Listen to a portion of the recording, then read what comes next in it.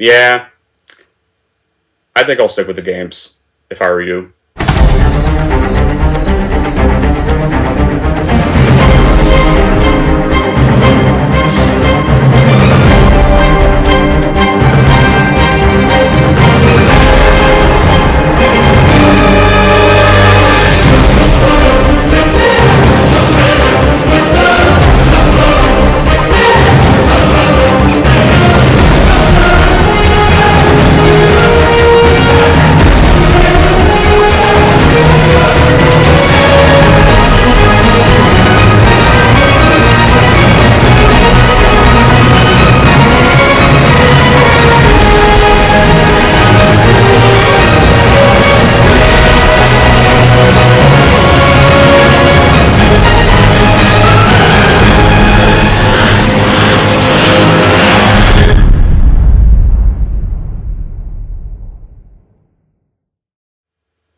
Hey everyone, it's Movie Lover 120 here, and I'm here with a brand new movie review, and this movie review is going to be for a film that just came out this weekend, and it's going to be for a video game released movie.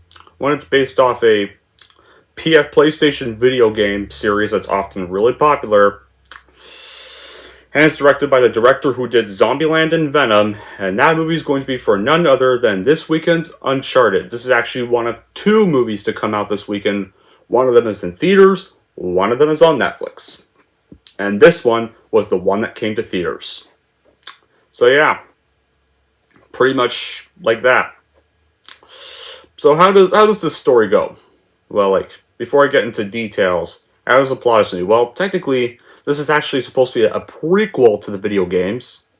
And I've never played the video games before, but I decided to give it a watch because it looked kind of interesting. But what was the plot of this movie? Well, street smart Nathan Drake, played by Tom Holland, is recruited by seasoned treasure hunter Victor Sully Sullivan, played by Mark Wahlberg, to recover a fortune amassed by Ferdinand Magellan and lost 500 years ago by the House of Moncada. What starts as a heist job for the duo becomes a globe-trotting white-knuckle race to reach the prize before the ruthless Santiago Moncada, Antonio Banderas, who's technically not really the whole villain, I'm going to get to that in a bit, who believes he and his family are the rightful heirs. If Nate and Sully can decipher the clues and solve one of the world's oldest mysteries, they stand to find $5 billion in treasure, perhaps even Nate's long-lost brother, but only if they can learn to work together. Yeah. It's kind of plot. So how was the movie made? Well, in 2008, film producer Avi Arad stated he was working with a division of Sony to develop the film adaptation of Uncharted in response to a question posed to Richard Lemmerkrod, lead game designer of Naughty Dog, on whether he would like to see a film adaptation of Uncharted. He replied that he had no comment, and since then Columbia Pictures had confirmed that an Uncharted film was being developed. The film was the first to be written by Thomas D. Donnelly and Joshua Oppenheimer and produced by Avi Arad, Charles Roven, and Alex Gardner. And as of June 30, 2009, it would be confirmed that the Uncharted film had been in development of the last year and a half. Nathan Fillion would express interest in playing Nathan Drake back then and started a campaign on Twitter to encourage fans to support him in the end of year. And then in an August 2010 interview, Naughty Dog told PlayStation University how close they really were to the development of the movie and that they had trust with all who they were working on it. And around October 8, 2010, it was announced by Doug Belgrad and Matt Tolmach, co-presidents of Columbia Pictures, that David O. Russell had been set to write and direct the film, an action-adventure based upon the first game of the series, and it would be produced by Avi Arad, Charles Roven, and Alex Gardner. Following a screening of Russell's film, The Fighter, he was approached by a fan of the Uncharted series who asked whether he had considered filling for the role of Nathan Drake for the upcoming film due to the high number of requests for him to fulfill the role. Russell was unaware of the interest in Fillion and who he was, and seemed to quickly dismiss the idea. Fillion would then later go on to do a short Uncharted fan film 8 years later, featuring him as Nathan Drake to positive reception. And then around November 2010, an interview with Mark Wahlberg was published by MTV with the actor discussing his involvement in the film adaptation of the popular franchise. He stated that Russell was currently rewriting the script and was excited for what he had in store, hoping to shoot in the middle of 2011. Around May 26, 2011, it was reported that Russell had departed the film to direct Silver Linings Playbook, and then July 6, 2011, it was reported that Neil Berger was stepping in for Russell. Berger landed the offer to the studio and producers Avi Arad, Charles Roven, and Alex Gardner, sparked to his new take on the film. And then, of course, a bunch of more production issues happened over the years, and now it's finally been released after so many years, for 14 years of hell and production hell. It's finally come out this weekend. And how do I think of it? Well, before I get that, oddly enough, I've never actually played the games, but I am well familiar with them and heard of them, and the concept that is Uncharted. So I sort of knew what I was in for here. So I went to see the Uncharted movie last night, and what did I think of it? Well, for someone who never played the games, it's alright, really. I mean, it's not terrible, but not like masterpiece worthy, really. That's probably expected for a video game movie at this rate. Well, unless you're Sonic, but personally, I'm way more hyped for Sonic 2. So, I kind of predicted I wasn't really gonna call this one a best movie of the year because I care more for Sonic 2 this year for video game movies. That I would rather go see. But just as expected, director Ruben Fleischer definitely delivered a wholesome and spawn action adventure that delivers a fast-paced adventure that will make the boy that never wants to grow up in us all more than happy. The storyline in Uncharted was a great mixture of fast-paced action, great adventure, much like in the likes of Indiana Jones, treasure hunting, and good characters. So yeah, chances are great that there is something for just about everyone in the audience here. And Uncharted is by no means a smart film, but it's still a pretty fun movie that's fast-paced and consistently exciting while also being somewhat faithful to its source material. And Tom Holland and Mark Wahlberg do not really embody their video game counterparts, however, they still give likable and charismatic performances with some pretty solid chemistry they had.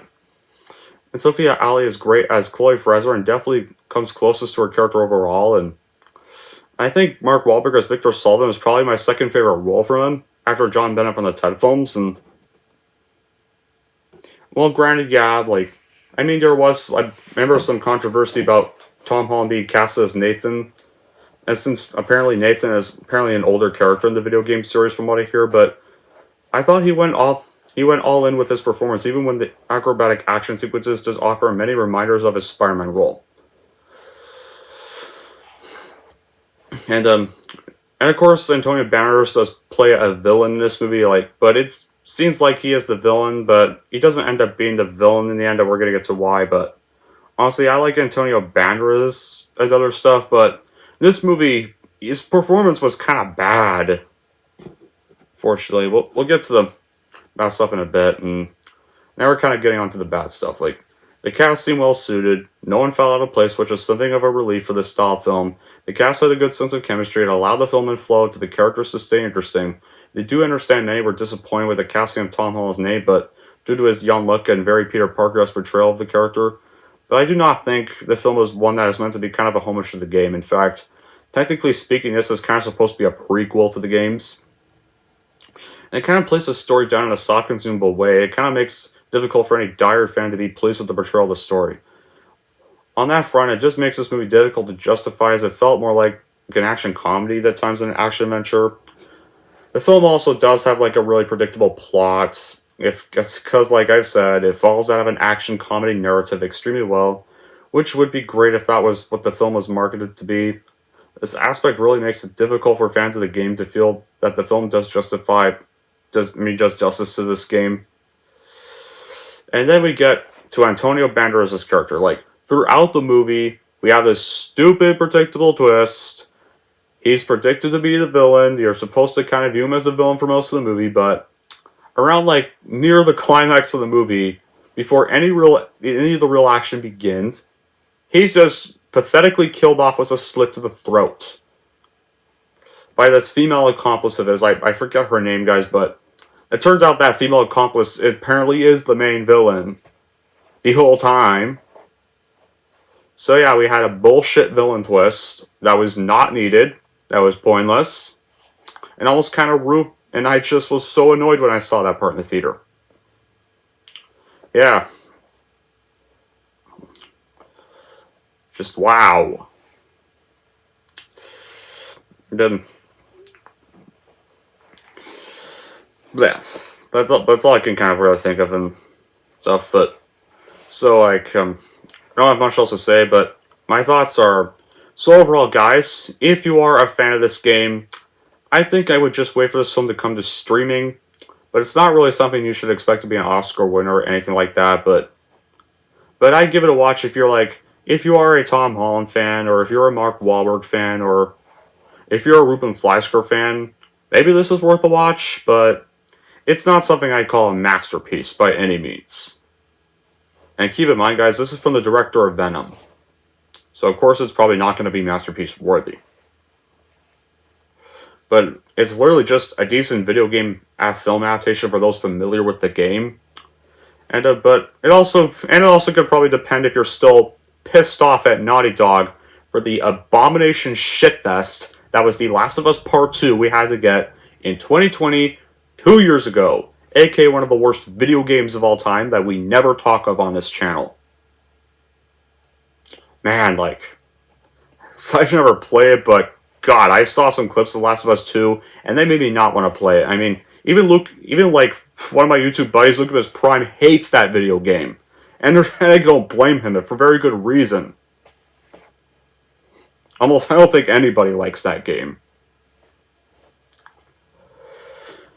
Anyway, but back to Uncharted. Well, that's kind of it for my review of Uncharted, the 2022 movie adaptation. And if you're wondering how I'm going to rank Uncharted, here's how I'm going to rank Uncharted. I am going to give Uncharted a 7 out of 10. And there we go. That's pretty much it for my review of Uncharted. Now I have another movie to watch, but this should be easy because this movie's on Netflix, and that is that Texas Chainsaw Massacre movie that you're all gonna want me to review so bad because I'm a horror fan, and the Texas Chainsaw Massacre is one of my favorite horror movies of all time.